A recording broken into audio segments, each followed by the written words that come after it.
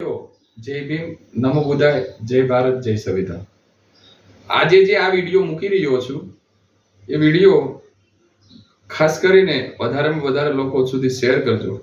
અને આ વિડીયો એટલા માટે મૂકી રહ્યો છું કે ગઈ 15 તારીખની એક મીટિંગ બોલાવવા બાબતનો જે મારી પોસ્ટ વાયરલ થઈ હતી, થોડા સામાજિક પ્રસંગો અને જગ્યા સ્થળના અભાવના કારણે મીટિંગને ફેરફાર કરીને 25 તારીખે લઈ ગયા હતા।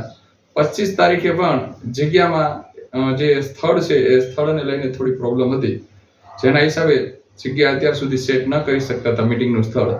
એટલા માટે થોડા દિવસથી આજે હાલ મીટિંગને લઈ અને જે થોડી પ્રોબ્લેમો થતી હતી, લોકો પૂછે છે કે ક્યાં મીટિંગ રાખવી, ક્યાં રાખવી।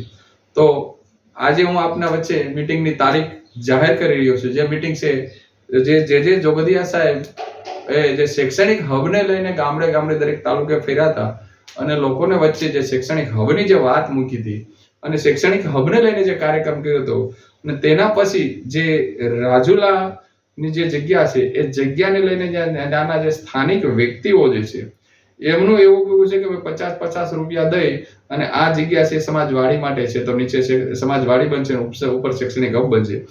આવી જે ચર્ચાનો મુદ્દો જે બન્યો છે અને એમાં હાલ ઘણા વ્યક્તિઓ જે મને ફોન કરીને પૂછી રહ્યા હોય, એમ છતાં સામે અમુક વ્યક્તિઓ એવા છે કે અમને ટાર્ગેટ કરી અને હાલ અમને પણ એક કહેવાય ને કે એક ખરાબ ચહેરા તરીકે ચિતરવાના જે ષડયંત્રો ચાલી રહ્યા છે। તો સમાજના વ્યક્તિઓને વિનંતી કરું છું કે ઘણા સમયથી હું આ બધાને કહી રહ્યો હતો કે સત્ય વસ્તુ આ છે, આમ છતાં ઘણી ખરી વસ્તુ ઓડિયા વિડીયો વાયરલ કરીને આપણે બધાને સત્ય બહાર લાવી દીધું છે। આમ છતાં એક વ્યક્તિ પોતાની મનમાની છોડતા નથી અને પોતાનું મનનું ધારું કરી અને એની મનમાની કરી રહ્યા છે। ગઈ 25 તારીખે મીટિંગ જે સાહેબના સ્મારકે બોલાવી હતી, તો સ્મારકની જગ્યાની એમણે ના પાડી। પછી ધારી બગસરા કે અમરેલીનું નક્કી કર્યું। ધારી બગસરા અમરેલીમાં કે ખાંભામાં જગ્યા ન મળતા મેં આજે સવારે આ ભાઈને ફોન કરેલો, તો એ ભાઈએ એવું કીધું કે નહીં, ધારી બગસરા કે ખાંભા જગ્યા નથી મળતી। તો મેં કીધું કે આપણે ધોકડવા મીટિંગ રાખીએ। તો એમણે કીધું થોડી વારમાં ફોન કરું। થોડી વાર પછી જે એમણે ફોનમાં મારી હારે જે ચર્ચા થઈ છે, જરૂર પડશે તો એ ચર્ચાઓ શું થઈ છે એ ઓડિયો પણ હું વાયરલ કરીશ, જરૂર પડે। મને તો એવું લાગે છે કદાચ એ પણ કરી શકે છે, તો એ ઓડિયામાં પણ સમાજ સાંભળી શકશે। પણ મારે અત્યારે હાલ એ કોઈ ડીપમાં જવું નથી। હું એક આ બધાને તારીખ અને જગ્યા અને સ્થળ જાહેર કરું છું। પહેલા તો રાજુલાના તમામ ટ્રસ્ટીઓ, ટ્રસ્ટના પ્રમુખો, સભ્યો અને રાજુલાની સમાજના જે 3 વાસ છે એના દરેક સભ્યોને વિનંતી કરું છું। પછી અમરેલી જિલ્લાના તમામ તાલુકાના ગામના દરેક ગામડાના વ્યક્તિઓ, ગીર સોમનાથ જિલ્લાના વ્યક્તિઓ, જુનાગઢ જિલ્લાના દરેક તાલુકા, ભાવનગર જિલ્લો, અમરેલી જિલ્લો, રાજકોટ જિલ્લો અને જામનગર જિલ્લા સુધીમાં જેમણે શૈક્ષણિક હબને લઈને જે સાહેબની સાથે ચાલી અને જેમણે આ શૈક્ષણિક હબના કાર્યોમાં જેમણે ફંડ આપેલું છે ને આપવાના હતા, તે બધા વ્યક્તિઓને વિનંતી કરું છું કે હાલ જે થોડું ઇસ્યુ બન્યો છે, અમુક વ્યક્તિઓ એમ કહે છે, પહેલા એવું કહેતા વાડી બનશે, હવે એમ કહે છે અમે લેખિતમાં દેવા તૈયાર છીએ, અને હજી પણ પરિસ્થિતિ આમાં કોઈ નક્કી નથી થતું। તો એને લઈને આવનારી 3/3/2024 ના રવિવારે ધારી મુકામે હરિકૃષ્ણનગરની વાડીમાં બપોરે 2 કલાકથી સાંજના 6 કલાક સુધીની એક મીટિંગનું આયોજન કરેલું છે।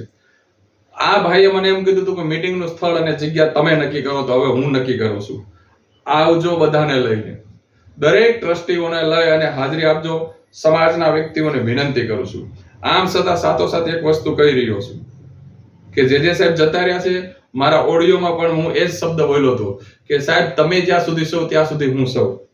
તમે જ્યારે આની અંદર વાડી કે બીજું કઈ આવશે અથવા તો અન્ય કોઈ પણ વસ્તુ લાગશે તો હું તમારી સાથે પણ નહીં બેસું। તો જે સાહેબને પણ મેં આ શબ્દો કહી દીધેલા છે, અને અમુક વ્યક્તિઓ એવું પણ સમજી રહ્યા છે કે ફક્ત જે સાહેબ જ પૈસા લઈ આવ્યા છે, તમે કોઈ નથી લઈ આવ્યા। તો કઈ વાંધો નહીં, ભલે જે સાહેબ જ લઈ આવ્યા, જે સાહેબને જે કઈ આપ્યા એ સમાજે બાળકોના ભવિષ્ય માટે આપેલા છે, નહીં કોઈ એક વ્યક્તિના બાળકો માટે, બરાબર। અને જે સાહેબને જ્યાં કોણ લઈ ગયું છે એ સમયે 3 તારીખે બધી ખબર પડશે અને કોઈ બધું બોલશે। તો 3 તારીખે મોટી સંખ્યામાં હાજરી આપો। 3 તારીખે બધા હાજરી આપજો। અને એક ખાસ કહું છું, આ 3 તારીખે દરેક વ્યક્તિઓ હાજરી આપજો જે મને ફોન કરી રહ્યા છો। તો 3 તારીખ પછી મને કોઈ વ્યક્તિ પૂછતા નહીં કે આમના પૈસાનો શું છે શું નહીં। જો તમે આવશો તો તમને સચોટ જવાબ મળી જશે। 3 તારીખે દરેક વ્યક્તિઓને, ભાઈઓ, બહેનો, વડીલો, બગસરા તાલુકો, ધારી તાલુકો, કુકાવ તાલુકો, વડિયા તાલુકો, દરેક વ્યક્તિઓને કહું છું કે હાજરી આપજો. અને સમાજના વડીલોને કહું છું કે અમને છે ને હવે અમને હાથ જોડીએ છીએ કે તમે વડીલો છો, એક પણ વ્યક્તિ તમારા મોઢામાંથી એક શબ્દ બોલતા નથી. કાં તો અમે ખોટા હોય તો તમે અમને ખોટા કહી દો, અને સાચા હોય તો સાચા કહી દો. બાકી તમે કેમ કઈ બોલતા નથી? આની પાછળનું કારણ રાજ શું છે એ તમારે ખોલવું પડશે. કેમ ભાઈ, તમને કોઈનાથી ડર લાગે છે? સમાજ ગુમરાહ થઈ રહ્યો છે. એક સાચો વ્યક્તિ રાડો નાખી રહ્યો છે તો સાચાનું માનવું નથી, અને પરિસ્થિતિનું એ નિર્માણ થઈ રહ્યું છે કે અન્ય સમાજના વ્યક્તિઓ આ સમાજની હસી ઉડાવી રહ્યા છે. સાથે સાથે એક વસ્તુ બીજી પણ જાહેર કરું છું જે 3 તારીખે કરવી હતી, આમ છતાં અત્યારે કહી રહ્યો છું કે જો અમારે વાડી યારે કે શૈક્ષણિક હબની કોઈ વસ્તુ વાંધો નથી. શૈક્ષણિક હબ બનતું હોય તો અમને વાંધો નથી, આ વાડી બનતી હોય તો અમને વાંધો નથી. વાડી રાજુલાના સમાજને કામ આવશે.